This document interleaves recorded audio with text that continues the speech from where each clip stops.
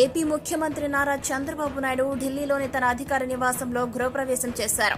CM చంద్రబాబుకు దేశ రాజధానిలోని వంచనపతి నివాసాన్ని కేటాయించారు. ఢిల్లీ పర్యటనకు వెళ్లిన చంద్రబాబు నాయుడు తన అధికార నివాసంలో పూజా కార్యక్రమాలు నిర్వహించారు. ఈ కార్యక్రమంలో కేంద్ర పౌర విమానయాన శాఖ మంత్రి కింజరపు రామ్మోహన్ నాయుడు, లోక్సభ టీడీపీ పక్ష నాయకులు లావు శ్రీకృష్ణదేవరాయలు, ఎంపీ కేశినేని చిన్ని, సీఎం అధికారులు పాల్గొన్నారు.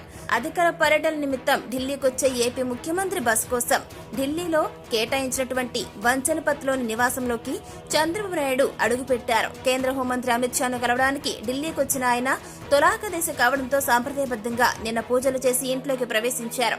2014-19 మధ్య కాలంలో చంద్రబాబు ముఖ్యమంత్రిగా ఉన్నప్పుడు కేంద్రం ఏపీ ముఖ్యమంత్రి కోసం ఈ నివాసాన్ని కేటాయించింది.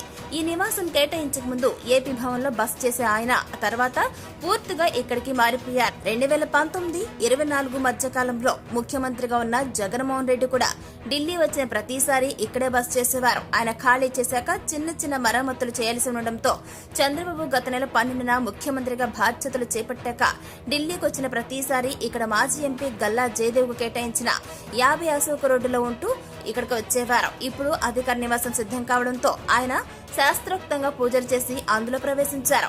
ఈ కార్యక్రమంలో కేంద్ర మంత్రి రామ్మోహన్ నాయుడు, రాష్ట్ర మంత్రి Payyavula Keshav, TDP parliamentary party నాయకులు లావు శ్రీకృష్ణదేవరాయలు, ఎంపీలు Kesineni Sivanath, Daggumalla Prasadarao, BJP MP CM Ramesh తదితరులు పాల్గొన్నారు.